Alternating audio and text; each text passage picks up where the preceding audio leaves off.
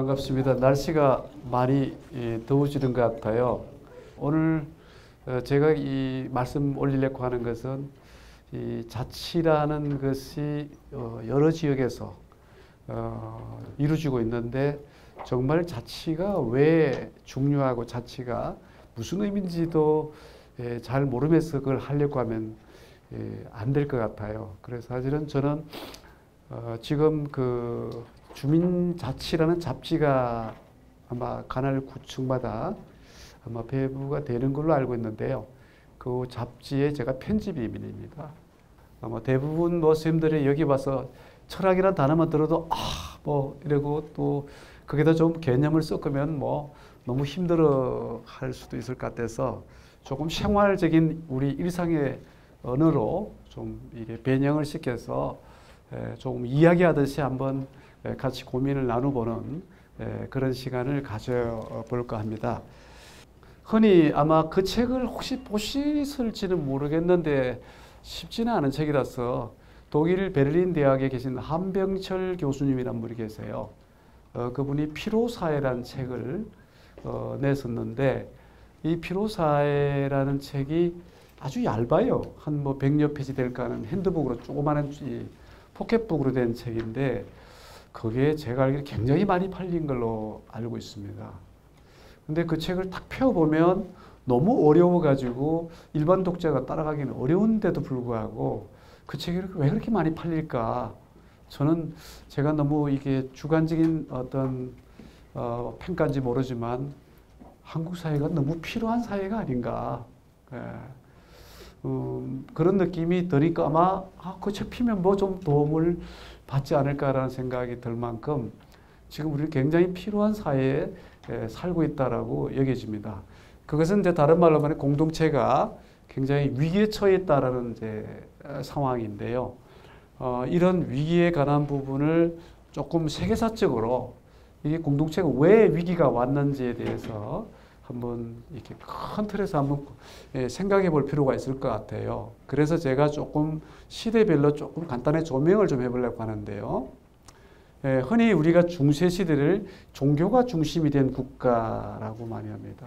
여기 계신 어르신들 다 유럽을 여행 가보시면은 오래된 성당들이 있죠. 그리고 그 성당이 있는 곳에는 시청이 있고, 그죠?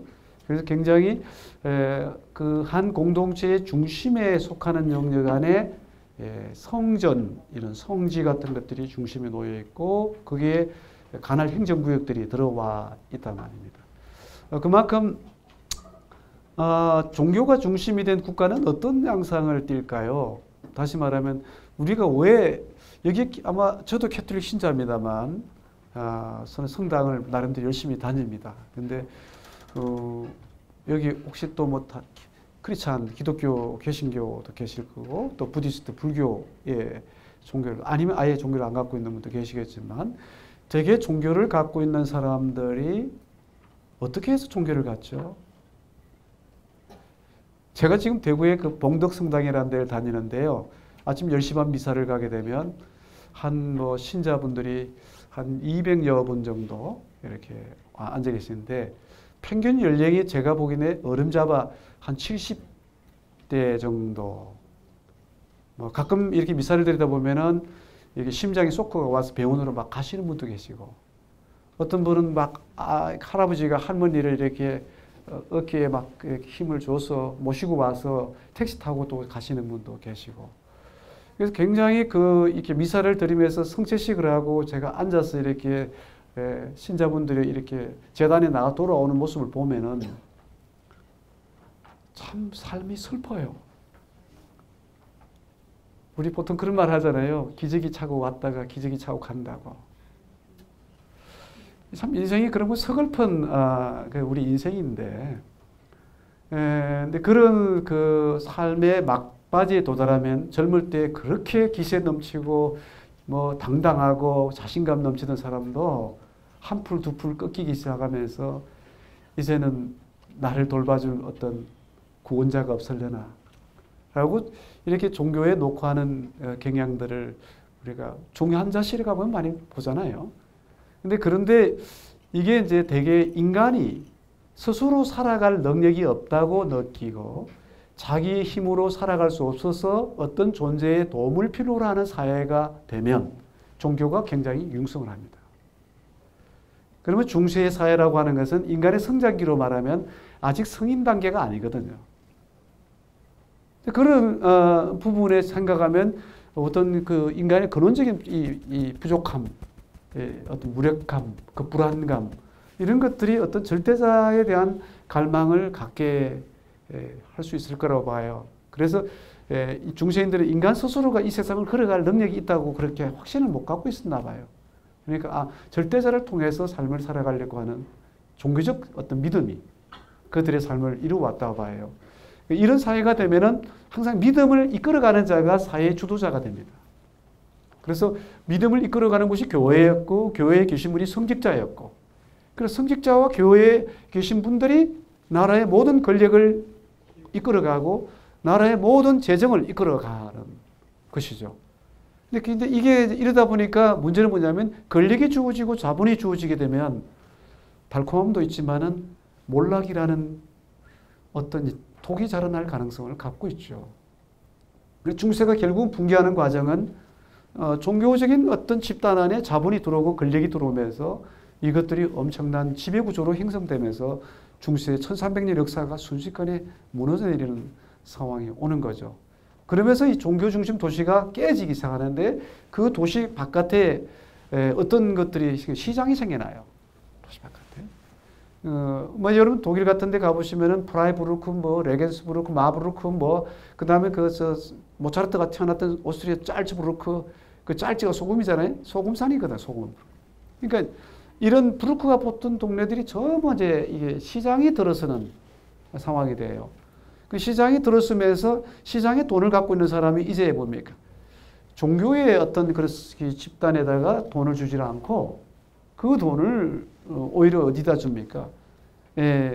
이 종교적인 권력들이 부당하게 인간을 억압했기 때문에 그거를 전복시키거나 어떤 이렇게 재구성할 수 있는 힘을 가진 군주한테, 황제한테 돈을 실어주어서 황제가 교황을 치게 만들어요.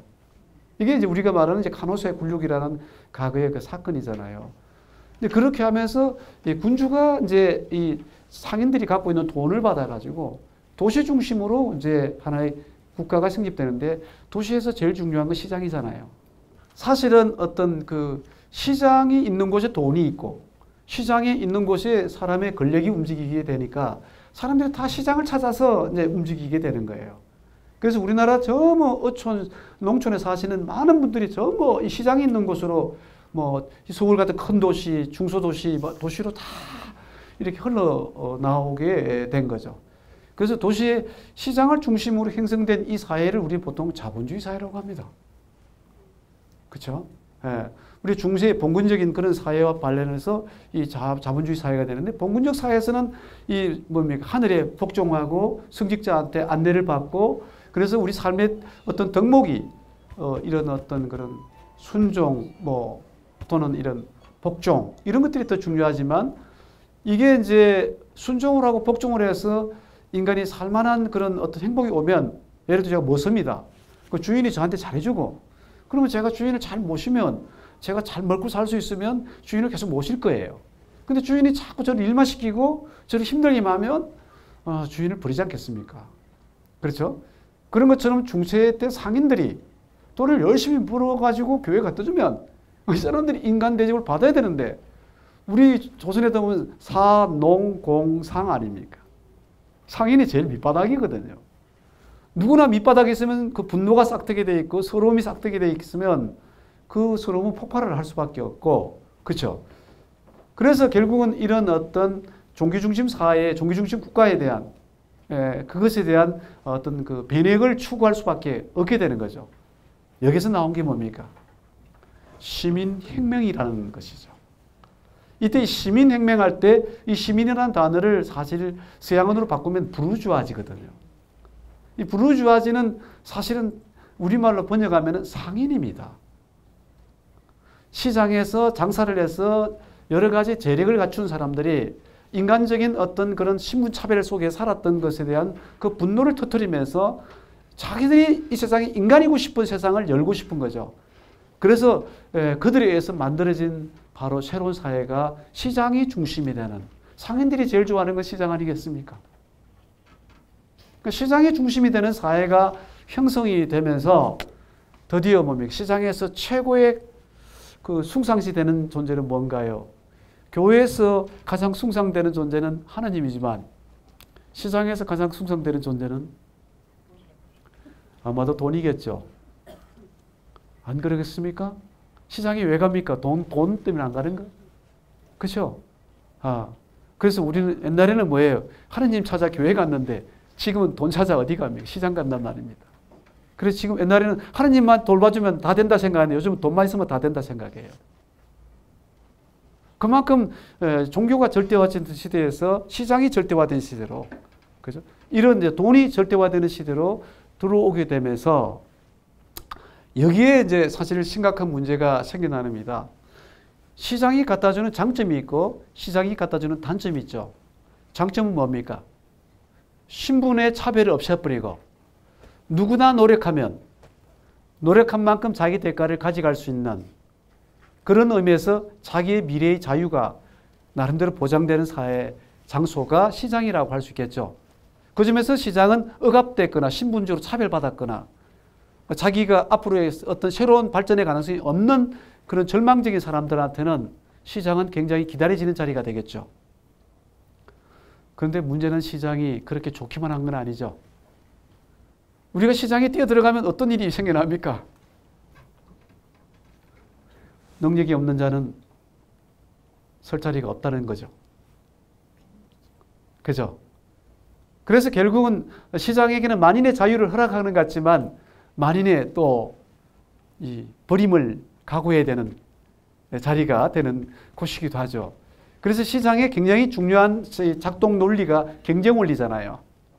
그죠? 이 경쟁 원리가 작동하고 그 경쟁에서 능력이 없는 자는 배제되어야 되는 상황으로 이어지게 되는 것이니까 이 시장은 상당히 어떻게 보면 무서운 곳이기도 하죠. 이제 이런 면에서 볼 때 근대 사회가 시장 국가로 왔다는 것 자체가 상당히 이제 좀 서로가 자유를 찾는 길을 열어주는 거지만 또한 서로가 배제되는 그 고통을 당해야 되는 상황으로 이제 이어진다라는 겁니다. 그래서 이제 이 근대 도시 국가가 성립되면서 가족 안에서도 가족의 구성원들이 능력이 없으면 가족 구성원으로서 인정받는 것이 점점점 불편해지는 그런 이제 상황이 오게 되는데 오늘날 우리 어머님들, 아버님들 다 자녀 공부시켜 놓고 이제 결혼시킬 때쯤 되면 뭐 아들 가진 부모님은 며느리 볼 저쪽에 보고 걔 뭐 어느 대학 나왔노? 직장은 어디고? 또 딸님은 야, 네 사야 될 그 남자 그 어느 대학 나와서 직장이 어디고? 한 달에 월급은 얼마나 되노? 이런 거 다 조건 따져보고 그래 괜찮네 해봐라. 이래 되면 이게 뭡니까? 사실은 시장에서 남자 물건 하나 나오고 여자 물건 하나 나와가지고 내 상품이 얼마나 좋은 거라는 거를 서로 견주 가지고 결혼하는 그런 상황은 아닌가라는. 예.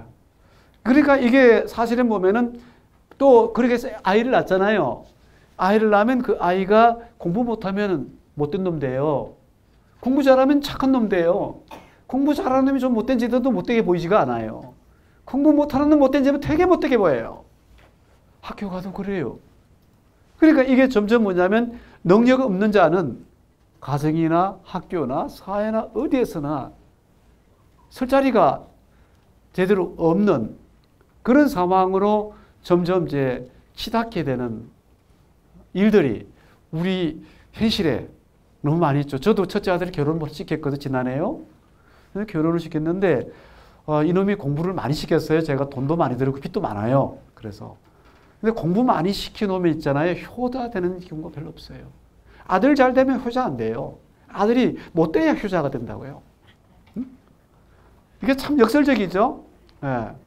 그러니까 이제 이런 우리가 상황들을 보게 되면 점점 이제 능력 있는 인간을 길러놓으면 능력 있는 인간이 이웃을 돌보고 가정을 돌보고 부모를 돌보고 이래야 되는데 능력이 있는 인간이 지 잘 달라고 자꾸만 그러는 상황으로 가버리니까 사실 우리 부모들이 자식을 키우지만 떠나가는 자식을 기르고 있는 것 같아요. 예. 능력보다 더 중요한 건 사람을 고민하고 사람과 더불어 사는 사람 냄새가 되는 아이를 길러야 되는데 그게 아니라 승승장구하는 인간만 길러내려고 하니까 아버지도 엄마도 승승장구 앞에서는 뒷전인 거예요. 이게 정말 우리 스스로가 삶의 어떤 빈곤을 만들어내는 정말 어려운 지금 시절이 아닌가 싶어요. 그래서 이 시장이 과다하게 지배하는 사회가 오늘날 어디까지 왔느냐면요. 아마 저 용어를 들어보셨는지 모르겠습니다. 노마드라는 단어를 혹시 아시나요? 못 들어보셨습니까? 제가 너무 이거 문자를 쓰는 거 아닌지 모르겠습니다. 노마드라는 저 용어는 사실 현대 프랑스 철학자 중에서 질 들레즈라는 철학자가 이 노마드라는 단어를 쓰는데요. 저걸 우리말로 번역을 할 때 보통 유목이라고 번역을 합니다. 유목. 그러니까 유목민이 있고 정착민이 있잖아요. 정착민들은 일정한 곳에서 안주해서 거기서 농사를 짓고 거기서 살아가는 사람들. 유목민은 말을 타고 이 지역 저 지역 돌아다니면서 그죠 사는 자들이잖아요. 그런데 요즘 세대가 유목시대란 말은 뭐냐면요. 정착해서 사는 게 아니고 이주하며 산다는 얘기입니다. 예. 근데 그런 시대를 우리가 보통 유목시대란 말을 쓰게 되는데, 그렇죠. 사실 저도 대구에 지금 살고 있습니다만, 많은 우리 또래들의 또는 우리 후배들의 이 가정을 보게 되면 집은 다 서울이에요. 대부분. 그리고 이제 직장 때문에 내려와서 거기서 있다가 주말 되면 올라가요. 그 주말에 동대구역에 보면은 막 이렇게 월요일 출근하고 막 내려오는 사람 올라가는 사람 굉장히 많아요. 근데 이런 것뿐만 아니라 또 이게 한국 땅에서 이 키우가 애 출시 못한 데에서 미국으로 또 보내요. 그래서 기러기 아빠도 나오고 막 이러거잖아요. 이렇게 뭐냐면은 엄청나게 많은 그 구성원들이 한 일정한 자리에서 같이 기억을 나누고 같이 어떤 이 경험을 나누는 공동체로 사는 게 아니라 저 뭐 떠내기처럼 돌아다니며 사는 그런 이제 시대가 우리가 지금 살고 있는 상황이라고 볼 수가 있지 않을까 싶어요. 그러면 이렇게 되면은 이런 사회가 왜 이렇게 되느냐? 제가 학교에서 철학 상담 강의를 하거든요. 우울증, 조울증, 강박증 이런 친구들을 제가 철학을 상담을 하는 수업을 실제로 하고 있습니다. 그러다 보니까 상담이 많이 들어와요. 그러면 이제 그런 친구들이 이렇게 상담을 해주려다 보면 제 스케줄이 너무 빡빡해가지고 그래서 미리미리 이렇게 이야기를 안 해주면 제가 그게 좀 정성을 다하기가 쉽지가 않습니다. 그러면 저만의 문제겠느냐? 요즘 그 어머님들 어디 가서 왜 개모임도 하고 그러잖아요. 그래가지고 우리 날짜 잡아가지고 뭐 만나는 날짜 잡으면 와 어머님도 바빠요. 날짜가 안 맞아가지고 서로 조절하고 막 그러잖아요. 우리 대학 교수들은 회의하려고 그러면 있잖아요. 시간이 안 맞아가지고 점심시간에 점심 모임에서 회의를 합니다. 저녁 시간에 저녁 모임에서 회의를 해요. 시간이 안 나오니까. 그럼 왜 이렇게 현대인들은 시간이 없는가? 이건 단 게 아니에요. 우리가 핸드폰 버리면 돼요. 우리가 인터넷 라인 끊어버리면 돼요. 근데 지금은 뭐냐면 제가 오늘도 독일에서 편지를 썼거든요. 파리에 편지를 썼네요. 오스카라는 교수님한테 편지를 썼는데 요것을 쓰면 바로 날아가요. 근데 옛날에는 편지 하나 올라오면 저희 집에 우체통 열어보고 한 일주일 지나면 왔나 안 왔나 이렇게 쳐다보고 또 그 오기를 기다리고 또 써서 이렇게 보내고 그 기다리는 그 어떤 그 기쁨 있잖아요. 요즘은 그게 없어요. 틱 날라오고 막 이러니까. 그러니까 접속은 엄청나게 많이 일어나는데 다 외로워. 이게 이제 지금 우리가 속도를 따라서 자본은 어떻게 하면 자본은 시간이 돈이잖아요. 그러니까 이 자본은 가능하면 시간을 빨리 움직이게 해야 돈을 더 벌기 때문에 돈은 자기 정식을 하려고 하는 끊임없는 활동을 일으키기 때문에 그만큼 시간을 더 빨리 돌리게 되는 거죠. 이제 그러다 보니까 어떻게 돼요? 자꾸만 자기 개인의 어떤 삶을 돌아볼 수도 없이 시간 속으로 계속 빨리 들어가는 삶을 살게 되는 거죠. 바로 이런 시대적 상황을 우리가 바로 뭐라 그러냐면 다국적 기업 시대의 제국이란 말로 표현을 합니다. 이게 이제 어떤 이야기냐면 조금 더 설명을 드리면 삼성이 우리 대한민국보다 어떨까요? 삼성이 위에 있을까요? 대한민국이 위에 있을까요? 뉴욕 맨하탄에 가보면 삼성 광고가 쫙 뜨잖아요. 그죠? 그죠? 대한민국이 삼성을 좌지우지할 수 있을까요? 이거 간단치 않은 문제일 수 있거든요. 지금 세계의 금융자본가들 있잖아요. 금융자본가들은 국가를 없애라고 요구합니다. 돈을 벌 수 있으려면 국가 장벽이 이게 방해가 된다 생각하기 때문에 국가 장벽을 무너뜨리라는 겁니다. 그래서 이 세계 자본가들은 뭐냐면 다국적 기업을 택하게 되는 거거든요. 이러다 보니까 뭐냐면 국가를 넘어서서 돈이 빨리 움직여요. 그럼 나는 돈을 가지고 있어 살기 때문에 내가 시장에 가야 살기 때문에 돈이 있는 곳으로 빨리 달려가야 돼요. 그러니까 이게 세계의 돈이 빠른 속도로 돌으니까 나도 따라서 빨리 돌아야 되는 거예요. 이렇게 되는 과정 속에서 우리 대구 쪽 주변에도 보면은 베트남이나 무슨 필리핀이나 이런 데 오신 여성분들이 이렇게 사는 분들이 참 많거든요. 그분들 사실 뭐 한국이 너무 아름다워서 한국인 인간들이 참 멋있어가지고 그래서 여기 와서 살아야 되겠다, 참 살고 싶다 해서 온 분도 물론 있을 것 같긴 한데 꼭 그런 분만 있겠어요? 아마 이 먹고 사는 문제 때문에 오신 분들이 더 많지 않을까라는 생각이 들어요. 이런 걸 보면은 사실은 이런 말을 제가 강의 시간에도 가끔 씁니다만 자본은 인간의 분리를 통해서 자란다. 그래서 뭐냐면 이게 시장이 발전하면 자본이 활성화되는데 자본이 활성화되는 만큼 뭡니까? 인간은 분열이 일어나는 경우죠.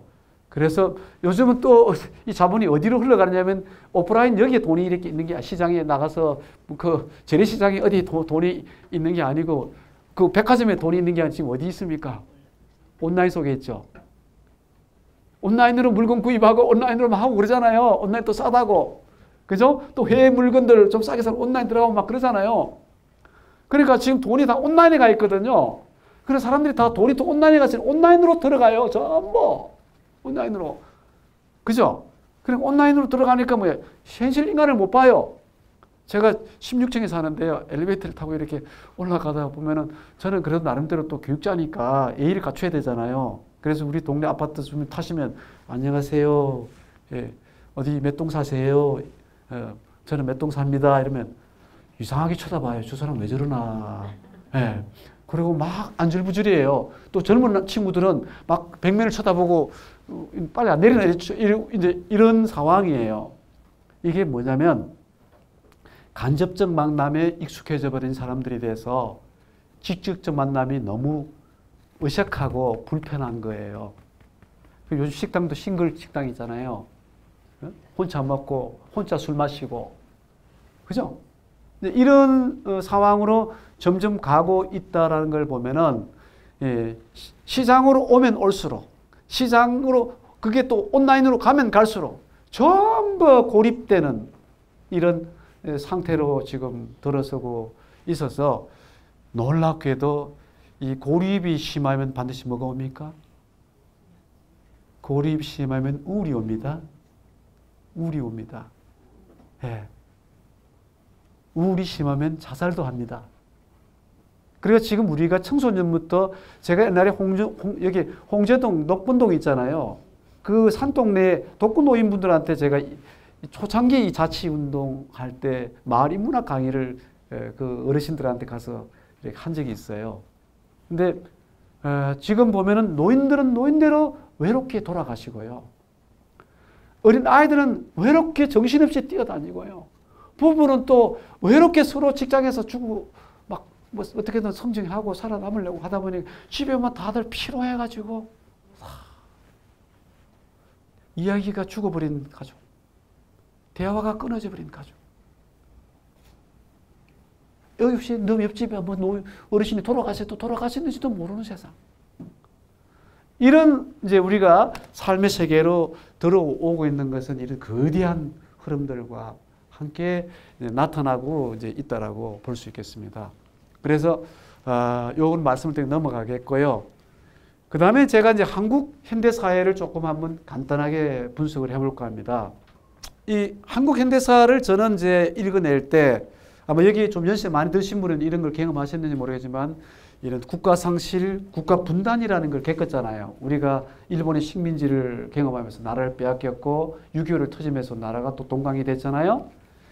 아마도 이런 걸 경험한 그 사회 있잖아요. 이런 사회가 되면은 어떤 상황이 오냐면요.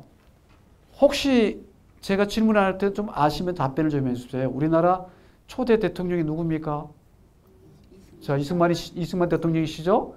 이승만 대통령 시절에 초대 문교부 장관 누굽니까?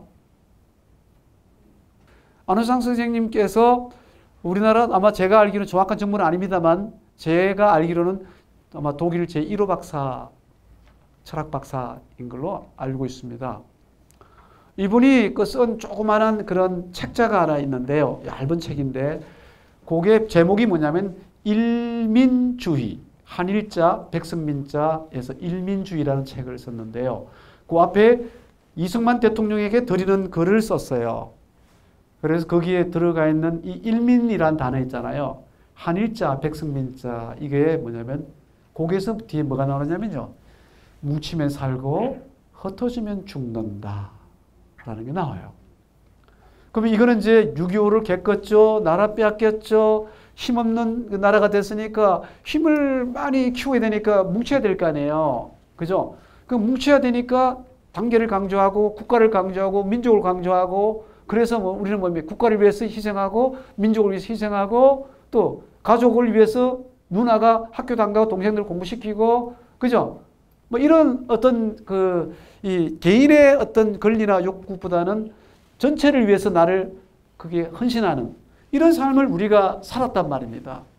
근데 그런 삶을 저는 이제 쉬운 철학적 언어를 안 쓰고 우리말을 바꿔 쓰면 우리가 중요시됐지 내가 중시되지 않았단 말입니다.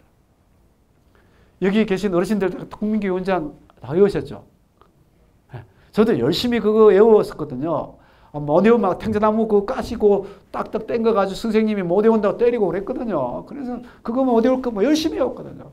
거기에 그 국민교육원장 우리가 몇 분 나오는지 아세요?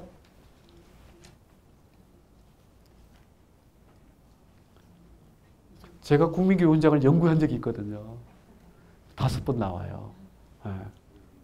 근데 그게 그만큼 우리가 나보다 강조된 사회예요. 그러니까 공동체가 나보다 중시되고 국가가 나보다 중시되고 가족이 나보다 중시되는 그런 사회를 살았단 말입니다. 근데 그런 사회에 살게 되면은 어떻게 됩니까? 나의 자유, 나의 권리, 나의 어떤 그런 욕구를 갖지 못하는 억눌림이 있잖아요. 근데 그렇게 우리 학교도 오면 어떤 학생이 방학 때도 학교를 나와서 이렇게 만나면 너 방학 집에 안 가라 그러면 집에를 왜 갑니까? 왜? 아우 자유가 좋잖아요. 뭐 집에 엄마, 어머님, 아버님 마무리 안 한 모양이죠. 그러니까 이게 어떻게 보면은 집에서 가다하게 통제받은 아이가 밖을 탈출하고 싶듯이 국가 안에서 가장 많은 통제를 받은 구성원들은 탈출이 많이 갈망을 하게 될 거예요. 그죠? 그러면 탈출을 갈망하는 사람이 좋아하는 게 뭘까요? 아까 전에 얘기했잖아요. 중세의 종교적인 그런 규율 체계에서 탈출하고 싶은 사람들이 제일 좋아하는 게 시장이었죠. 한국 사회에서 국가 민족을 중시하면서 이렇게 거기에서 막 얽매였던 사람들이 자기 자유, 자기 권리, 자기 능력을 막 내세울 수 있는 시장을 향해 돌진하는 거죠. 그게 우리나라 언제쯤인가요? 우리나라가 시장을 향해 많이 달려나왔던 시절이 1987년 6월 항쟁 시절이죠. 근데 그런 우리 상황에서 볼 때 도시 중산층의 시민이 중심이 돼서 사회를 새롭게 지방자치제를 하고, 그죠? 직접 선거, 대통령 선거를 하고, 뭐 이런 이제 이 부분으로 변혁이 이제 군사 정권이 끝이 나고 이제 변화가 왔던 시절이었지 않습니까, 그죠?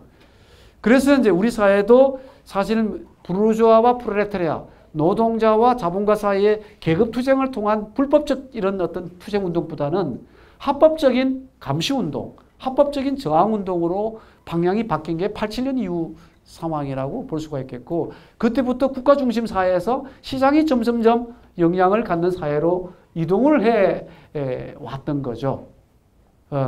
그리고 이제 사실은 이런 상황들이 굉장히 급격하게 나타난 것이 이명박 대통령 시절에 자율성을 강조했죠. 자율성을 강조하면서 시장 논리를 굉장히 강하게 불고 들어왔고, 물론 이제 김대중 정권 시절에도 신자유주의 세계화와 관련해서 이제 그걸 불고 들어온 것도 있지만, 어쨌든 우리 사회가 점점 지금 이동하면서 서구보다도 더 뭡니까? 시장 지향적인 그런 상황이 되다 보니까 한국 사회는 다른 어떤 사회보다도 훨씬 더 이 개인주의를 넘어서서 이기주의가 더 강한 사회가 돼버린. 그래서 지금은 일본을 가보거나 유럽을 가보게 되면 조그마한 이 도시마다 이 뭡니까? 공동체가 나름대로 있는데 우리는 다 부서져 버립니다.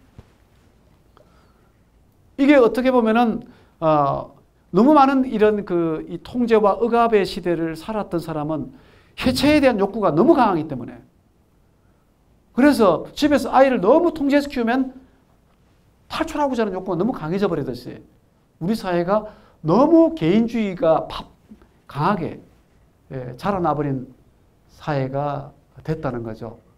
그래서 이 점이 결국은 이제 어떤 문제를 우리가 얻고 나밖에 없는 사회로 지금 이동을 하고 있는 상황이고, 제가 이걸 이제 쭉 국민의 시대, 민중의 시대, 시민의 시대, 지방분권운동, 다중시대 이렇게 했지만, 뭐 국민시대는 아까 말씀드렸듯이 반공주의 시대 때 국가를 위해서 내가 희생하고 국가를 헌신하는 그런 구성원들을 국민의 시대라고 한다면, 그 시대가 어떤 자본과 군사가 나름대로 이렇게 영향을 미쳐서 또 부당한 그런 부분들이 있을 때 저항하던 어떤 세력들을 민중의 세력이라면 그것이 너무 급진적인 요소가 있다고 생각해서 다시 도시 중산층을 통한 합의와 토론을 통한 사회로 가는 과정에서 시민이 나오고, 이제는 얼마 전에 이 박근혜 대통령께서 참 불운하게 이런 상황이 왔는데, 그리고 새로운 정부가 지금 들어섰고, 그 과정에 어떤 일이 있었습니까? 광화문에 촛불 사태가 있었죠.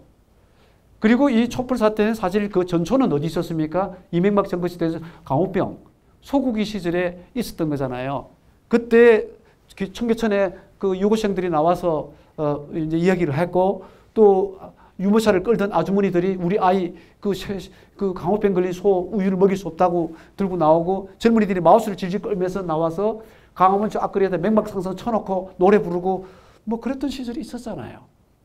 그리고 이번에도 보면은 누가 뭐 중심이 돼가지고 무슨 뭐 이데올로기 투쟁하듯이 뭐 계급 투쟁하듯이 뭐가 주동을 하고 뭐 선동을 하고 뭐 그런 거 없었잖아요.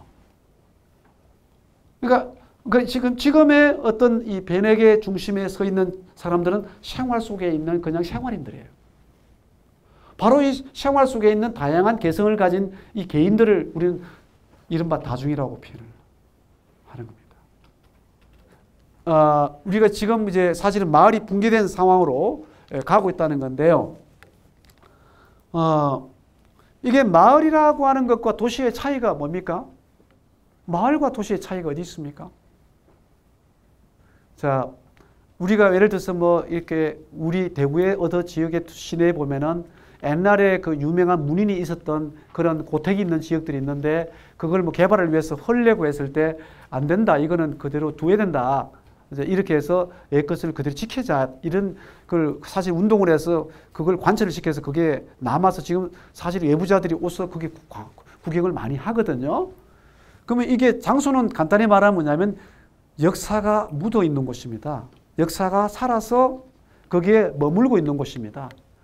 그러니까 개인으로 말하면 우리가 살아왔던 기억들이 머물고 있는 곳이에요. 근데 우리의 역사를 보게 되면은 그런 우리의 기억과 우리의 과거들이 살아서 꿈틀거리는 그 지역들을 빨리 지워버렸습니다. 이 광화문에서부터 시작돼서 진행되는 이 도시와 도시의 건물들이, 옛 흔적을 가진 건물들이 다 지워져 버리고 높은 빌딩들로 막 우죽순처럼 올라갔고, 뭐 유럽을 가보시면 몇백 년 가정집도 수리해가면서 계속 자기의 어떤 혼을 이어서 그 집을 지키고 있는 사람들이 꽤 많이 있잖아요. 근데 우리는 뭐냐면 그런 걸 다, 왜냐면 누구나 나라 빼앗기고 전쟁에 초토화되고 상처투성인 자기 과거밖에 없으면 그거 다 빨리 떠나고 싶고 날려버리고 싶은 생각이 드니까 우리는 과거를 뭐냐면 컴플렉스가 있어가지고 과거를 빨리 없애려고 몸부림을 쳤던 거예요. 그러다 보니까 어떻게 돼요? 과거가 없는 인간은 개성이 없습니다. 과거가 없는 집은 개성이 없는 집이에요. 과거가 없는 동네는 개성이 없는 동네예요. 누구나 자기다운 색깔이 있다는 것은 자기가 자기의 어떤 살아온 역사가 있을 때 자기 개성이 있는 거란 말이에요. 그렇잖아요. 근데 우리가 지금 사실 어떻게 보면 장소를 다 날려버리고 공간만 남은 거예요. 물리적 공간만 남은 거예요. 돈 되는 공간만 남은 거예요. 그러니까 우리가 어떤 면에서 이렇게 연세드셔가지고 좀 세상 사는 게 쓸쓸하고 막 힘들고 그럴 때 뭡니까? 고향 생각나잖아요. 고향의 아버님 생각나고 고향 가서 그래도 그 한번 걸어보고 싶고 옛날 내가 살았던 집이나 있는지, 그죠? 이게 다 어떻게 보면은 내가 살았던 어떤 역사와 호흡하는 것이 있을 때 나는 정말 살아있다는 느낌을 갖는 건데 도시로 나와 사는 사람들은 고향이 없어요. 기억할 게 없어요. 기억이 서로 공유돼야 친구가 되는데 옛날에 시골에 살 때는 어릴 적부터 서로 기억을 나누며 살았기 때문에 친구가 되는데 도시에 나오면 기억을 공유한 사람이 없어요. 떠내기들이니까. 그러니 외로울 수밖에. 그러니까 이제 결국 이런 상황이 우리가 살고 있는 이 사회에 와서 고립을 낳았고 병든 도시를 이제 만들었다라는 이야기를 할 수가 있겠습니다. 근데 사실 이런 표현을 쓰는 건 정말 비참한 일이잖아요. 저는 이렇게 서울 살다가 대구 내려갔을 때만 하더라도 대구도 정말 살기 좋은 도시고 정말 잘 짜여진 도시고 정말 나름대로 지조가 있는 도시고 좀 좋은 도시라고 생각을 했습니다. 그런데 어느 날 보니까 이 지방에 있는 저는 초라한 뭐랄까요? 유배지에 나와 있는 사람 같아요. 뭔가 이게 뭔가 뒤떨어져 가지고 가 있는 사람들 세계가 되고 이 서울로 와야 뭐가 좀 이렇게 내가 뒤떨어지지 않고 뭔가 좀 앞서가고 있는 사람으로 돼서 이 우리 사회가 점점점 뭐냐면요. 서울 아닌 것들은 다 이게 좀 뭔가 부족한 이 동네가 돼버리는 얼마나 슬프면 저런 용어가 나오겠습니까? 네? 이거 아니잖아요. 차마 제가 말로 표현을 못 하겠는데요. 그러니까 이렇게 지금은 지역들이 다 붕괴된 상황으로 가고 서울에 사시는 스님들은 모르실지 모르지만 지역에 있는 대학들은 지금 2019년, 20년 되면은 대학 입학자보다 대학 정원 입학 정원보다 대학 지망자가 더 적어요. 예를 들면 그 지역에 있는 대학들이 심각한 위기가 지금 올 수 있는 상황이고요. 그래서 여러분 스님들도 다 고향이 다 지역에 있을 터인데 거기가 다 이렇게 버림받은 땅이 돼가는 건 이건 맞지 않다고 봐요. 그리고 여기 서울도 보면은 지금 강 건너 강남하고 강 건너 강북하고 이게 정말 아니잖아요. 이건 아니잖아요. 근데 이렇게 볼 때 어느 지역이든지 내가 사랑하고 살 수 있는 지역이 돼야 되고 내가 거기에서 굉장히 그리움을 갖고 살 수 있는 동네가 돼야 되는데 어떻게 하면 강 건너가지? 그죠? 어떻게 하면 서울로 가지? 이런 식이 되어버린다는 것은 전부 다 뭡니까? 권력에 포섭돼 버리고 자본에 포섭돼 버려서 사람이 생명을 제대로 아름답게 꾸려낼 수 없는 그런 상황이 되어버린다라는 거죠. 그래서 이제 뭐 이런 말씀은 제가 오늘 드린 말씀 어렵지 않죠? 네. 우리 사회에서 좀 살만하면 문화귀족이 되려고 합니다. 빼대 있는 가문에 문화가족이 되려고 애를 씁니다. 돈 좀 있으면 더 멋있는 아파트 살고 싶고 탄탄한 아파트보다 아름다운 아파트. 그죠? 그냥 건강한 음식보다는 뭐면 우아한 음식. 그죠? 문화를 통해서 내가 좀 뽀다고 나는 그런 인간이라는 걸 좀 보여주고 싶은 거잖아요. 근데 이런 사회로 이제 우리가 다 가다 보면은 뭐냐면 뭐 지하철 타다 보면 막 시골에서 올라온 사람 사투리 쓰면은 막 원숭이 쳐다보고 막 신기하다는 뜻이 이런 경우가 발생하면 내 지역의 토착적인 어떤 그런 정서가 묻은 언어가 내 삶이고 내 생명인데 그게 왠지 모르게 촌뜨기가 돼가지고 버림받아야 된다는 상황에 처하면은 이거 좀 비참한 거 아니에요? 그죠? 그래서 우리가 지금 쓰는 언어들이 보면은 되게 생활 언어를 많이 쓰지 책의 언어를 잘 쓰지 않거든요. 이게 책에는 공문으로 공직 체계에 쓰는 언어라든지 기업에서 다니면서 쓰는 언어라든지 이런 언어들은 굉장히 뭐냐면 공식 언어들이잖아요. 생활 속에 쓰는 언어들은 수다를 떠는 언어들이잖아요. 근데 이런 언어들을 쓰는 사람들이 오히려 좀 무시당하고 공식 언어를 많이 쓰는 사람이 뭔가 좀 상층부에 있어야 되는 이 구조가 뭐냐면요. 사실은 공동체를 와해시키고 부수는 과정인 거예요. 그래서 우리가 생활 언어가 많이 살아나야 되는데 지금 서울시 교육감 하는 조희연 선생님도 하버마스를 아마 많이 관심을 가졌던 걸로 제가 기억을 하고 있습니다. 이 하버마스를 보면은 생활 세계의 언어가 책의 언어에서 식민지 되는 걸 비판하고 있거든요.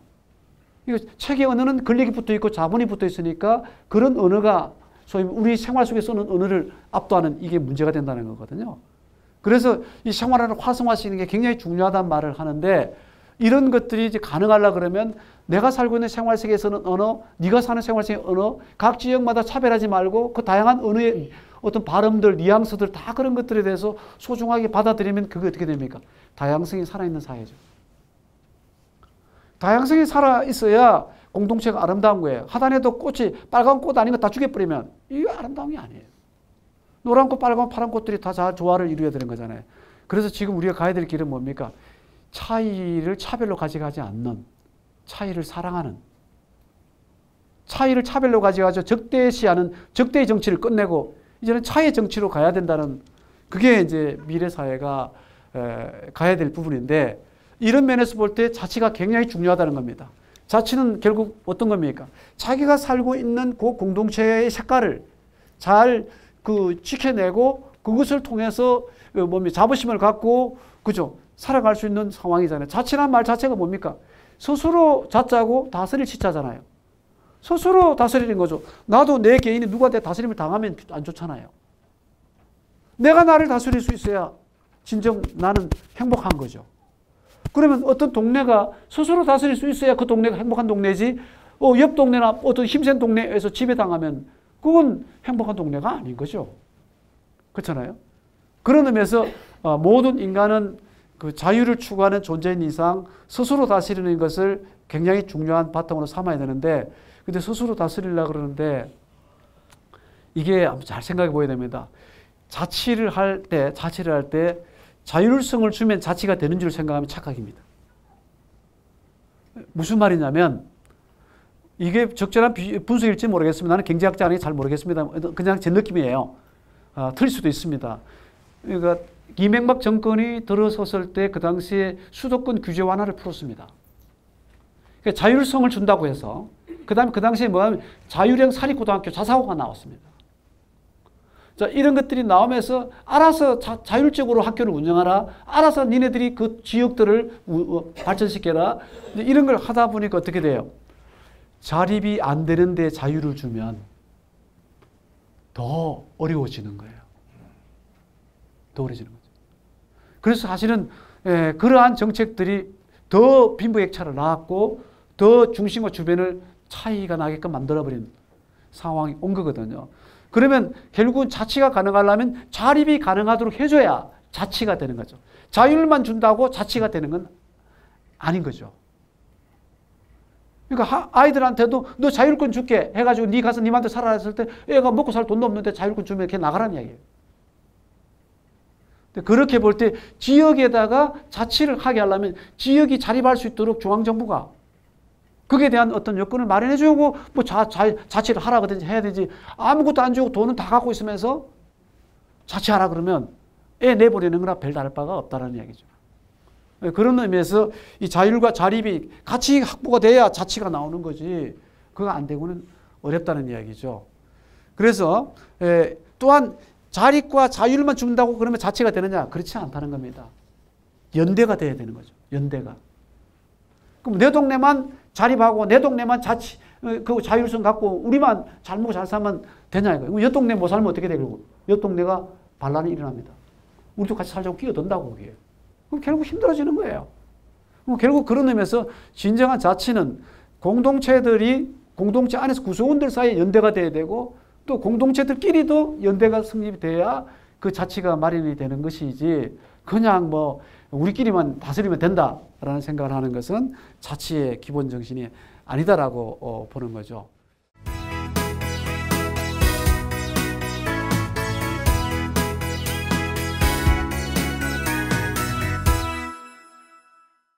아까 전에 제가 쉬는 시간에 선생님께서 정말 귀한 질문을 주셨는데 이 지금 진행되는 거하고도 연관이 될 것 같아서 말씀을 먼저 드리고 시작을 할게요. 무슨 말이냐면 아까 전에 시장이 막 들어오고 개인들이고 가족이고 사회가 다 분화되고 전부 이민 가고 유주하고 막 이러면서 다 뿔뿔이 흩어서 외로운 사회가 됐다라는 거잖아요. 그래서 이제 한 선생님께서 저쪽에 계신 선생님께서는 마을과 도시의 차이를 조금 더 설명해 주면 좋겠다는 말씀이고 뭐 선생님께서는 또 뭐냐면 이렇게 되면 공산주의로 가야 되는 거 아니냐라는 이제 그런 고민을 이야기하셨어요. 두 가지 다 중요한 질문 같아요. 뭐냐면 이런 이야기인데 마을은 그 간디라는 사람 아시죠? 간디가 이런 말을 했습니다. 도시는 마을을 잡아먹고 자란다. 이거 굉장히 정말 의미심장한 이야기거든요. 우리가 자꾸 마을이 사라지잖아요. 도시만 남고. 그렇죠? 근데 도시와 마을의 결정적인 차이는 어디냐? 아까 말씀드렸듯이 장소가 살았느냐 죽었느냐의 차이입니다. 장소가 살았다는 것은 우리가 살아온 가그가 거기서 꿈틀거리고 있고 기억들이 거기서 살아 움직이는 것들입니다. 우리가 공동체라는 용어를 쓸 때 전문학자들이 선택적 공동체란 말과 장소적 공동체란 말을 씁니다. 선택적 공동체는 내가 선택해서 가서 만든 공동체예요. 장소적 공동체는 뭐예요? 내가 태어나서 내가 살아야 되는 운명의 자리입니다. 그래서 우리가 어릴 적에 태어났을 때는 이주를 안 했잖아요. 그 지역에서 태어나서 그 지역에 죽을 때까지 살다가 가잖아요. 어릴 적에 저도 그 기억이 아주 생생히 남아있거든요. 제가 시골 촌뜨기로 자랐는데 우리 아버지 어머님 다 농사꾼들이었어요. 그런데 막 어르신이 이렇게 이제 돌아가셔가지고 꽃상녀 나가잖아요. 상녀 나갈 때 그 상녀를 짊어지고 상녀가를 부르면서 북을 치며 나가잖아요. 나갈 때 어떻게 해요? 막 아이고 하고 곡을 하잖아요. 근데 나는 그렇게 굉장히 인상 깊었던 게 뭐냐면 돈을 꿔줘야 앞을 가더라고. 돈을 꿔주면 안 가는 거예요. 그 상주가 좀 꿔줘주면 또 나가고, 그죠? 이게 굉장히 지혜로운 거예요. 왜냐하면 죽음이라는 건 슬픈 거잖아요. 그 슬픈 죽음을 해악으로 성화시키는 이 놀라운 부분이죠. 근데 그런 부분들이 사실 이 마을에는 있다는 것은 돌아가실 때 마을 사람들이 같이 다 손잡고 울어주고 같이 다 저승길까지 안내를 하잖아요. 그죠? 오실 때 다 박수 쳐서 모여서 이렇게 해주고 가고 오는 게 외롭지 않았는데 지금 와도 왔는지 가도 가는지 그죠? 그러니까 결국 우리가 지금 살고 있는 이 도시라고 하는 데는 뭡니까? 운명을 나눌 사람이 없어요. 운명을. 다 자기 어떤 출세를 목적으로 선택해서 온 사람들이기 때문에 자기가 우선인 거예요. 그래서 이 도시가 가장 심각한 문제는 고립을 안 겪을 수가 없는 자리가 됐다는 거죠. 그런 의미에서 다시 마을을 살리자는 게 자치의 중요한 정신이잖아요. 마을을 살리자는 게. 그러면 이제 우리가 이 마을을 살려야 되는데 마을을 살리는 데 있어서 시장이 개인을 고립시키고 도시가 개인을 고립시키는 것을 우리가 극복하기 위해서 도시 안에 마을 만들기를 지금 하자는 거잖아요. 뭐 도시 다 떠나가지고 어디 시골 가자는 이야기 하잖아요. 도시 안에서 그런 마을을 어떻게 만들 거냐고 했을 때 시장의 순기능은 받아들이되 시장의 역기능은 극복을 해야 되는 거잖아요. 그렇죠? 자, 그러면 이제 이런 생각을 해봅시다. 시장의 역기능이 결국 뭐냐면 서로를 상품화시키고 서로를 도구화시키고 그렇죠? 자본주의 사회에서는 내가 상품이 안 되면 살아남을 수 없잖아요. 난 결혼도 못하고 그렇죠? 내가 회사 대학 졸업하고 취직할 때도 이렇게 수업표 하나 들고 가서 면접할 때도 나 당신 기업에서 쓸만한 존재입니다. 뽑아주세요. 이거 아니에요. 그럼 난 대학은 이런 대학 나왔고 그동안 내가 이런 스펙 쌓았고 근데 상품 가치 있는 놈이다. 근데 그게 결국은 뭐냐면은 어떤 면에서는 인간은 상품이 되는 걸 비참하게 생각할 필요는 없어요. 우리는 어차피 서로 주고받아야 되니까. 그렇지만 상품으로만 취급되어가는 건 이 곤란한 문제잖아요. 근데 우리가 살고 있는 이 시장이 너무 자본이 지배하는 사회로 오면서 상품만 요구되는 사회가 되고 있다. 선물이 사라져버린 사회. 이게 이제 문제가 되는 건데, 자, 이걸 극복하기 위해서 그러면 어떻게? 상품을 만들기 때문에 시장을 없애버리자. 그래서 시장에서 또 능력 있는 사람 많이 가져가고 능력 적게 가져가가지고 계급, 이게 빈부격차 생각하는 거 이것도 없애버리자. 자, 그렇게 해나가면 어떻게 되면 공산주의 아닙니까? 그죠? 근데 공산주의 하니까 어떻게 잘 살았나요? 공산주의가 잘 살았으면 지금 소련도 살아있어야 될 것이고 동국군의 나라들도 살아있어야 될 거 아니에요. 그죠? 근데 그 나라들이 왜 그렇게 지탱을 못한 거예요? 저는 경제학적인 전문 용어는 잘 모르겠고 그냥 인간살이에서 들다 보면은 사람은 어떻습니까? 군대 선생님들 다녀오셨죠? 네. 군대에 갔을 때 뭐 열심히 하고 싶던가요? 우리 다닐 적에는 진짜 먹고 살기 힘들어서 군대 가서 막 배고팠어요 사실. 그렇죠. 막 훈련소에서 모래밥 먹고 뭐 그죠? 근데 어쨌든 간에 군대 가는 사람들이 거기에서 뭐냐면 시장에서 열심히 하듯이 사지 않거든요. 왜? 자기 게 안 생기거든. 열심히 하면 빨리 조기 제대시켜 준다든지 그러면 열심히 할 거예요. 열심히 하든 안 하든 겨울수를 채워야 나가기 때문에. 그렇죠? 그러면 이게 바로 뭐냐면 자기 것을 배당해 주지 않는 사회는 노력을 안 합니다. 그러니까 이게 공산주의 가장 심각한 문제가 뭐냐면 자기 걸 배당을 안 해주는 상황이 돼버리니까 노력을 안 하면 어떻게 돼요? 생산성이 안 올라가잖아요. 생산성이 안 올라가면 이게 자본주의는 상대적 빈곤의 문제가 어려운 문제인데 이 아무것도 노래가 막 안 주는 사회가 돼버리면 이건 어떻게 돼요? 절대 빈곤에 빠져버려요. 그죠? 그러니까 결국은 이 동국권이나 소련이라는 나라가 소위 이 자본주의에 손을 들 수밖에 없던 근본 원인은 인간은 욕망하는 존재라는 거. 인간은 갖고 싶어하는 존재라는 거. 그걸 너무 무시하고 인간을 너무 높은 자리에 올려놓으려 했던 거예요. 그런 측면에서 본다면 분명히 우리가 이 자본주의 요소를 이거를 악이다 해서 근본 악이다 철폐하자. 이거는 너무 유토피아적인 생각이라고 여겨져요. 도시 없애자. 이것도 유토피아적인 생각이라 봐요. 근데 중요한 건 뭐냐면 요즘 이제 우리가 하고 있는 작업들 중에 하나가 자, 이쪽에 거대한 지배 권력이 있다. 그러면 이쪽에 억압받는 권력이 있다. 억압받는 계층이 있다. 그럼 억압받는 계층이 이 거대한 권력을 쓰러뜨리지 않으면 해방될 수 없다. 그러면 이쪽 힘이 100이면 우리도 100 이상을 만들어야 이걸 쓰러뜨릴 수 있다. 그래서 이쪽에 100 이상의 집단을 힘을 만들어 가지고 이 쓰러뜨리면 그 다음에 어떻게 돼요? 여기가 중심이 돼요. 여기가 중심이 되면 또 요거 때문에 주변이 되는 사람이 있어요. 그죠? 또 주변에 수름 받는 사람이 여기 또 100, 200이면 이제는 여기 또 200을 만들어 가지고 또 싸워 가지고 쓰러뜨려요. 그럼 여기가 또 중심이 돼요. 그죠? 이게 바로 뭡니까? 중심이 바뀔 것뿐이지 중심은 사라지지 않는다. 그죠? 그러면 중심이 있으면 주변이라는 소름을 겪을 수밖에 없는 운명은 기다리고 있는 거예요. 따라서 주변이라는 그런 상황으로 가지 않으려면 중심과 주변이라는 구도 짜기 자체를 없애야 되겠죠. 그럼 어떻게 되겠어요? 거대 권력과 거대 권력의 싸움으로 움직이는 게 아니라 뭡니까? 미시 권력으로 가야 된다는 거예요. 한번 비유를 해보겠습니다. 이게 무슨 말인지. 자, 코끼리가 한 마리가 있단 말입니다. 큰 코끼리, 그죠? 근데 코끼리가 있는데 거기에 지금 뭐냐면 모기가 달라붙었어요. 근데 모기들이 뭐냐면 각각의 코끼리의 신체 부위에서 피를 빨아먹는 거예요. 그러면 그 하나는 조그마한 권력이지만, 조그마한 힘들이지만 각각이 뽑아먹으면 그것이 와르르 내려가는 거예요. 우리가 조그마한 자치단체를, 공동체를 여러 개 만들어가지고 이 조그마한 공동체들이 자립 가능한 공동체, 자생하는 공동체, 그걸 만들면은 이 각각의 것들이 작동을 하면은 거대 권력이 우리를 지배할 수 없게 되는 거예요.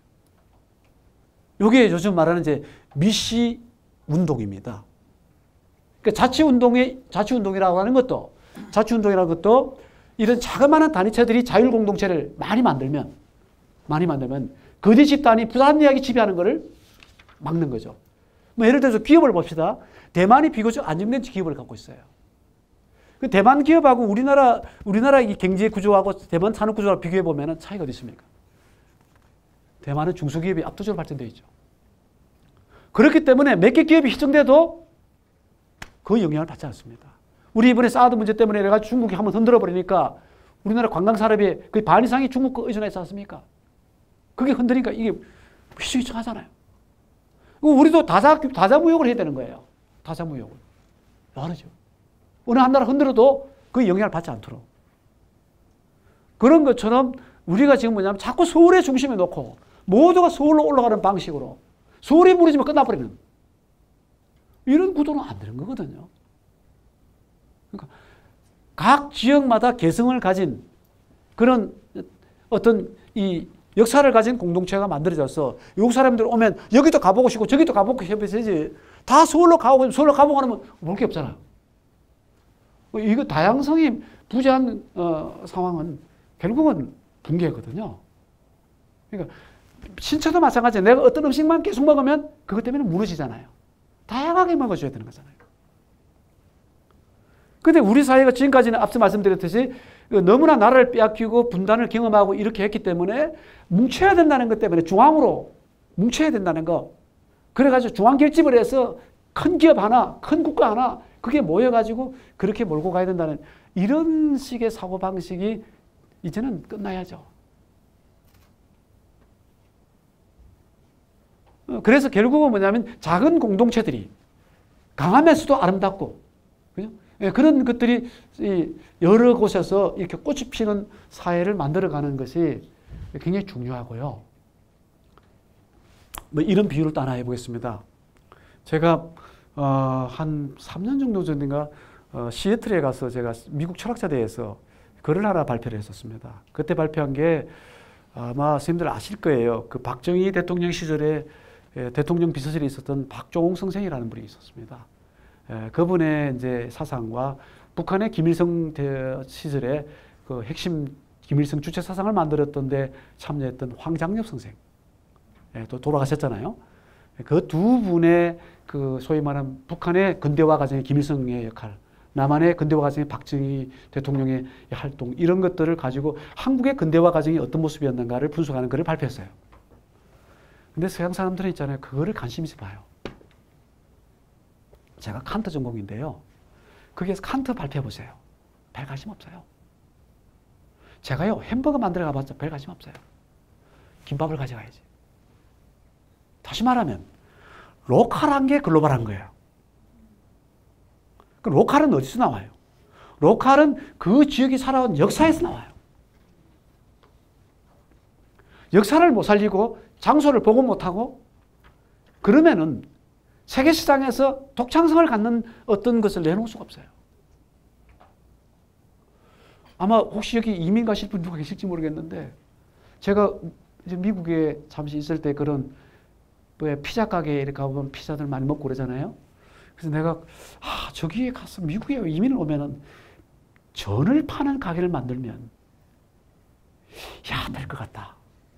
이런 생각을 했어요. 왜? 그 사람 전이 없잖아요. 그죠? 파전도 굽고, 그죠? 호박전도 굽고. 그 사람도 단 거 좋아하니까 호박전 잘 팔 거예요. 근데 그런 우리 것을 가져가야 세계 속에서 학문도 마찬가지입니다. 일본에 여러분 일본 철학 일본 오사카에서 그 교토로 가면 있잖아요. 교토에 그 철학자의 길 있죠? 거기에 교토 학파, 교토 순례. 이 교토 학파가 그 학파의 수상이 니시다 기타로였지 않습니까? 이 기타로 선생이 일본 우리 한국의 갱성제대의 철학부의 교수로 와 계셨거든요. 근데 그분이 일본의 그 어떤 그런 그 발전에 있어서 사상에 중요한 역할을 했던 사람이죠. 이분이 교토학파를 만들어내는 그 배경에 작동한 게 뭐 있어요? 서양 독일의 하이데거 있잖아요. 하이데거 철학과 뭐를 결합시켰어요? 일본의 선불교를 결합시킨 거예요. 하이데거만 했으면 그렇게 안 되는 거예요. 선불계를 넣었으니까 그게 된 거예요. 그러니까 모든 분야가 마찬가지입니다. 그러니까 우리나라에 많은 관광객들이 오게 하려고 그러면 우리 동네가 개성이 있어야 되는 거예요. 그래서 제가 심지어 이런 말을 했습니다. 대구에도 오게 되면은 좀 비교적 저 북부나 서구 쪽이 좀 공단이 많고 좀 그쪽이 좀 덜 뭐 약간 더 사는 형편이 좀 어려운 분들이 많아요. 그게 공단이 많아서 옛날에 그 열악한 뭡니까 노동 조건 때문에 뭐 손에 뭐 잘리기도 하고 뭐 여러 가지 어려운 일들이 많이 있을 수 있잖아요. 그러면 그런 사연이 묻어 있는 것을 싹 철거해 가지고 아파트 지 올리거나 고급 빌딩 지지 말고 그 현장을 복원해 가지고 우리 선배들이 어떤 고생을 하며 이런 삶을 살았는가를 그거를 살려서 이 국제적으로 외부에 있는 사람들이 와서 한국의 이런 흔적들을 보면서 공부를 하고 삶을 배우게 하고 이런 게 돼야 되는데 우리는 그런 부분을 그냥 빨리 없애버려요. 그리고 밋밋한 아파트 많이 지어놓으면 누가 봅니까? 근데 그런 면에서 자치라고 하는 게요. 자치라고 하는 게 이 난해한 부분은 그냥 제가 지나가겠습니다. 여기 보시면은 일터란 말 있죠. 일터. 놀이터란 말 있죠. 쉼터란 말 있죠. 사실은 자치가 제대로 된 동네, 마을은 저 세 조건을 갖춰야 됩니다. 내가 살고 있는 이 동네가 일이 있어서 먹고 살 수 있어야 됩니다. 내가 살고 있는 이 동네가 재미가 있어야 됩니다. 내가 살고 있는 이 동네가 실수가 있어야 돼요. 그러니까 생태 공간이 마련되고 문화 공간이 마련되고 경제 공간이 만들어져서 조화가 된 게 자치의 정말 참모습이죠. 그런데 지금 우리가 살고 있는 도시는 어떻습니까? 놀이 공간보다도 일 공간이 너무 지배를 하고 있거나 놀이 공간조차도 일 공간으로 포섭되고 있어요. 심지어. 문화산업이라는 이름으로 이제 그것들이 형성되는 거죠. 뭐 이제 아마 여러분 자치 활동하시는 분들 그런 걸 느낄지 모르겠는데 그 대구에도 모 지역에 가면은 백화마을이라고 있어요. 통영감에 백화마을이 있듯이. 근데 그런 걸 이렇게 벽에다 화가들이 그림을 그려놓고 마을을 이렇게 아름답게 꾸며놓았어요. 그래서 제가 한번 이렇게 저는 자치에 관심이 많으니까 가봐요. 근데 전용무렵에 들어갔는데요. 그 마을을 코에 전 냄새가 진동을 해요. 집집마다 전을 구워와서 막걸리 파는 거. 완전 동네 술집이 돼버렸어요. 그러니까 시장이 돼서 인간이 분리돼 버리고 인간이 고립이 돼 버려가지고 서로 이렇게 우울증 겪고 자살하고 있는 이런 병든 사회를 극복하자고 우리 이웃끼리 손잡고 소통하자고 다시 마을 자치를 하자는 건데 그게 장사가 돼 버려가지고 더 시장이 돼서 더 외로운 거예요.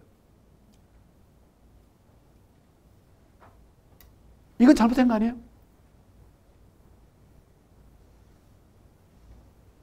그래서 자칫 잘못하면은 자치 운동이 자립 운동으로만 목표가 잡혀버려가지고 너무 경제적인 쪽으로 쏠려버리게 되면요. 그 자치 운동 자체가 별로 가치가 없어져 버립니다. 일터 공간을 만들어줄 때 놀이터와 쉼터 공간이 같이 가주는 게 돼야지 그게 엇박자가 나버린 거라 부조화가 발생해버리면 사실은 진정한 자치의 길은 저는 아니라고 생각을 합니다. 융합불안이라는 단어 나오죠. 융합불안. 요건 좀 지금 강의의 흐름하고 조금 매끄럽지가 않은데요. 융합불안이라는 단어의 또 반대편에 있는 게 분리불안입니다. 자, 그러니까 융합불안은 어떤 뜻입니까? 융합이 될까봐 불안해하는 거예요. 분리불안은 분리가 될까봐 불안해하는 겁니다. 자, 분리가 될까봐 불안해하는 사람들은 대체로 어떤 사람들이에요? 애정결핍인 사람. 불안증에 정말 심각하게 떨고 있는 사람들. 이 분리불안의 가장 심한 경우가 문화 시대사적으로 보면 중세입니다. 하나님으로부터 분리될까봐. 많은 자기 홀로 살아갈 수 없다고 생각하는 사람들이 자기를 도와줄 사람이 꼭 필요하다고 생각하는 사람들이 그 존재와 내가 분리될까봐 겁을 냅니다. 자, 인류 초창기 문으로 돌아가면 신화시대가 있죠. 그죠? 당군 신화, 그리스 로마 신화가 있잖아요. 신화는 어떻게? 인간이 자연으로부터 분리될까봐 겁을 내요. 그렇죠? 근데 이 분리 불안을 너무 많이 겪으면 어떻게 돼요? 내가 분리될까봐 겁을 내잖아요. 그죠? 그러면 내가 이분이 저를 먹여 살리는 그런 고마운 분이면 이분한테 분리될 분들 끝나는 거잖아요. 그죠? 분리 안 되려면 어떻게 돼요? 잘 보여야 되겠죠? 내가 잘 보이려면 어떻게 해야 돼요? 착해야 돼요. 내가 착해야 돼요. 그래서 이 분리변화를 갖고 있는 사람이 착한 병에 걸립니다. 이 착한 병은 어디로 가요? 강박증이 옵니다. 강박증이 심해지면 어디 가요? 자학증으로 갑니다. 자기를 학대해요.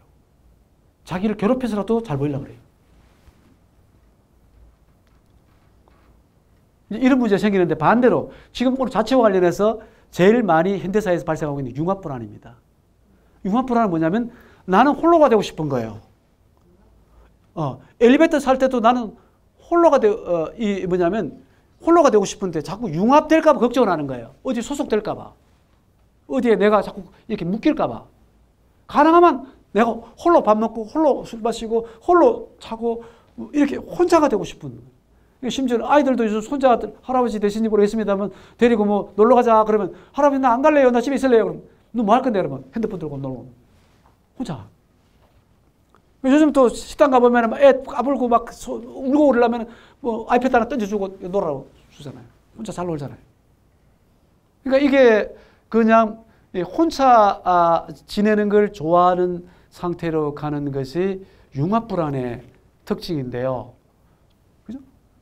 우리 동네 어르신이 아프시면 가서 한번 안부라도 묻고 인사라도 하는. 아이들이 자랐으면 외지로 나갔으면 일주일에 한 번 정도라도 아버지만 전화해서 어머니 건강 어떠세요? 식사는 잘 하세요?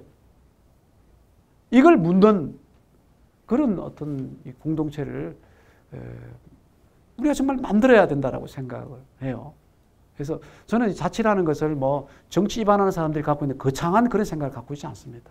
우리가 살고 있는 이 조그마한 이 동네, 내 이웃, 이들이 정말 서로가 귀하게 반갑게 맞을 수 있는. 대학을 이렇게 보면은 수업을 들어오는 학생들이 한 학기 내내 지나도요.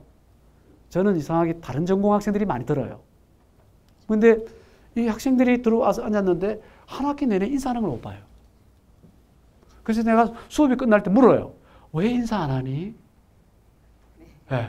그러니까 이게 정말 우리 스스로가 스스로를 고립시키는 이런 삶을 살고 있는 거죠. 그러니까 부부는 부부가 서로를 고립시키고 있고 부부는 자식들에게 고립시키고 있고 동네 이웃들은 이웃들에게 서로를 고립시키는 이런 삶이 되고 있는 거죠. 우리가 이거는 또 지식인 사회로 들어오도 그렇습니다. 요즘 대학 교수님들 옛날하고 달라서 많이 힘듭니다. 왜냐하면 연말 되면 성과가 빠지죠.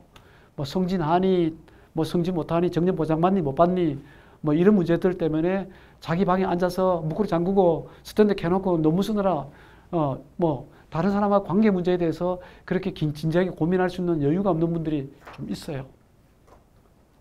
그러니까 이게 배운 사람이든 못 배운 사람이든 사회 전반에 이제 이런 것들이 자라나고 있어서 제가 볼 때 이 정말 우리가 자치를 해야 되는 소중한 이유는 다시 한번 정리를 하겠습니다. 자치는 내가 스스로 나를 다스리는 거잖아요. 내가 어른이 됐다는 것, 내가 인간이 됐다는 것은 누구로부터 다스림을 당하지 않아도 스스로를 스스로가 다스릴 수 있는 상태가 돼야 참 인간이 되는 거잖아요. 그죠? 그러기 위해서는 내가 어떻게 나를 다스려야 되는가를 내가 끊임없이 배워야 되는데 나를 다스리려면 타인과의 관계를 잘해야 돼요. 내가 타인으로부터 인정 못 받는데 내 혼자 내 마음대로 하면 그건 고립되는 거잖아요. 어차피 나를 잘 다스린다는 것은 타인과의 관계의 조화를 찾아내야 내가 제 나를 잘 다스리는 거죠. 그죠? 나아가서 또 나뿐만 아니라 우리 가족이 스스로를 잘 다스리려면 옆집 가족들하고 관계를 잘 해나가야 되는 거죠. 또 가족들이 모인 동네가 잘 다스리려면 그 관계가 잘 이루어져야 되는데 지금은 다 관계가 다 끊어졌다는 얘기예요. 그래서 이 관계를 이어야 되고 이 관계를 제대로 살려내는 것을 통해서 자그마한 공동체들이 저마다 자존심을 갖고 자긍심을 갖고 그 개성을 가진 어떤 역할들을 해내면 그게 모여져서 시너지 효과를 내서 국가가 더 성장하는 것이고 더 발전하는 것이죠. 그래서 지금부터는 중앙에서 지시해가 따라와라 이 군대식으로 뭐 명령하고 따라오는 이런 식의 구도를 가지고는 더 이상 성장 동력이 나오지 않는다는 거죠. 그런 면에서 자그마한 공동체들이 자립과 자치를 통해서 끊임없이 어떤 개성을 발휘하는 사회로 갈 때 우리도 건강해지고 국가도 발전하는 그런 상황이 나오지 않겠는가라는 생각을 저는 이제 해보게 됩니다. 제가 독일에서 이렇게 저 옆을 보면서 경험했던 부분 중 하나가 동네를 저녁에 산책을 하는데 어느 커피집에를 들어갔었어요. 동네에 그런 개인 단독주택들이 쭉 있는 뒷골목에 있는 그런 곳이었는데 거기에 그 원탁 테이블처럼 이렇게 둥근데 앉아 계신 분이 그 연세가 많으신 분은 거의 70 이상 되신 분 같고요. 아주 젊은 10대까지 둘러앉아 가지고 책을 보면서 토론을 하고 있더라고요. 그래서 저는 그걸 보면서 역시 선진국이 그냥 되는 게 아니구나 라는 생각을 했던 게 굉장히 인상이 깊었거든요. 그래서 저는 뭐냐면 자꾸 강조하는 바이지만 마을 주민들이 주민자치회에 모여가지고 이 마을의 자치를 위해서 어떤 정책을 우리 입안하고 이런 것보다도 더 중요한 것은 뭐냐면 이 동네에 찾아보시면요 퇴직하신 분도 있고요. 그분들 중에서는 학자분도 있을 것이고 악기를 잘 들은 분도 있을 것이고 어떤 기술 쪽에 또 아주 그 노하우가 있었던 분도 계실 것이고 그런 분들을 다 불러내셔서 그분들한테 말씀하실 기회를 주시고 그분들이 역할을 할 수 있는 공간을 주고 시간을 주어서 이게 소위 말하면 저는 넓은 의미에서 사람 도서관 만들기라고 생각합니다. 네, 그걸 발전시키는 게 굉장히 중요한 것 같고요. 그러니까 이게 뭐냐면은 제가 칠곡 있잖아요. 그죠? 대구에 오면은 칠곡 외가는 거기가 대통령 표창을 받았던가 아마 그 인문마을 도시 만들기 해가지고 근데 그게 금곡리라고 있어요. 금곡리에 가게 되면은 그 젊은 부부가 젊지도 않겠네요. 그 충청도의 어떤 대학을 다 마치고 거기 시골에 와서 이제 사시면서 마을에 그 어르신들하고 같이 이제 마을을 일구는 그 마을 입구의 창고에다가 이제 그 교실을 만들고 같이 먹는 식당을 만들고 그래서 그러니까 이제 일하다가 점심 되면 같이 나와서 거기서 밥을 먹고 거기에서 이제 토론을 하고 이제 이런 자리를 만들어 놓고 상당히 그 소통을 하는 걸 놀라웠게 제가 봤거든요. 그래서 실제로 뭐냐면 지금 마을 해난이 무엇이고 동네 해난이 무엇이고 우리가 뭘 지금 고쳐야 되고 바꿔가야 될지를 알라 그러면은 이게 모여야 일단 되는 거잖아요. 그렇죠? 그러면 그 모이는 자리를 어떻게 만들어주는, 그 마당을 어떻게 만들어주느냐가 굉장히 중요한 문제인 거죠. 그러면 그렇게 하려고 그러면은 이게 무조건 모여야 되는 건 아니잖아요. 내가 거기 가니까 아주 귀한 책을 읽으면서 재미를 느낄 수도 있고 내 마음의 치료를 받더라. 아니면 거기는 내가 악기를 배워가지고 굉장히 뭐냐면 도움이 되더라. 뭐 이런 것들을 많이 만들어서 동네에 좀 가난한 사람들도 학원을 아예 안 보내도 영어 잘하는 선생님이 영어를 어르신이 와서 가르쳐줘서 그렇게 또 애하고 친해지면서 이런 걸 만들어내고. 그죠? 그런 것처럼. 그래서 이제 실제로 칠곡이 어떤 데서는 한글도 모르는 할머니, 할아버지 시대 옛날에 그게 다부동 전투가 있었잖아요. 그 할머니, 할아버지들한테 옛날에 있었던 이야기를 이렇게 뭐냐면 구두로 한글, 그걸 이제 적어가지고 그 어린 학생들한테 그걸 읽힌 다음에 거기에 대한 감상문을 쓰게 해서 수십 년 차이 나는 그 어르신과 이 어린 아이 사이에 소통을 시키는 사람 그 자체가 책이 되는 그런 것들을 하면서 자꾸 사람이 모이면 우리 동네에 이런 문제가 있구나 저런 문제가 있구나 이걸 바꿔야 되겠네 저런 걸 바꿔야 되겠네 이게 되는데 우선 정책을 세워놔도 사람이 안 모이니까 할 수가 없는 거잖아요. 그런 부분들이 좀 잘 마련되도록 이 어떤 장을 형성해야 되지 않겠는가. 그러니까 아파트 모다 보면은 다 이게 노인정도 있고 그죠? 여러 이런 시스템들이 있잖아요. 그런 거를 잘 활용해서 그다음에 이 공간 이런 것도 평생교육도 잘 돼 있잖아요. 그죠? 이런 공간들도 사실은 좀 뭐 학자만 강의를 하게 하지 마시고요. 그냥 시장에서 오래 30년 시장에서 그 장사하신 분도 한번 모셔와서 인생을 어떻게 생각하는지, 삶이 뭔지, 세상을 어떻게 생각하는지 이야기를 들어보는 것도 그분한테도 굉장히 소중한 기회고 우리도 많은 걸 배운다 봐요. 저는 학교에서 그런 오해를 가끔 받거든요. 선생님 연구실 앉아 연구만 안 하고 왜 밖에 가서 이런 강의를 하냐라고 그럴 때가 조금 서운하게 좀 제가 느낄 때가 있거든요. 근데 저는 그렇게 생각하지 않습니다. 저는 제가 경험하지 못한 삶을 산 사람이면 누구든지 저한테 삶을 가르쳐 줄 수 있다고 생각합니다. 그래서 저는 세상의 모든 분이 다 스승이라 생각해요.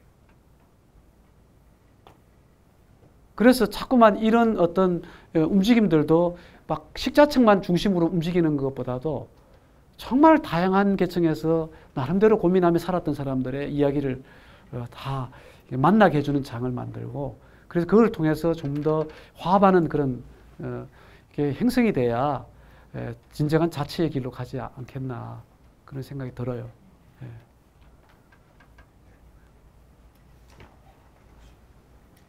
뭐 더 다른 질문이 없으신가요? 예, 없습니다. 네, 그럼 마쳐도 되겠습니까? 예, 감사합니다. 네, 모두 고생하셨습니다.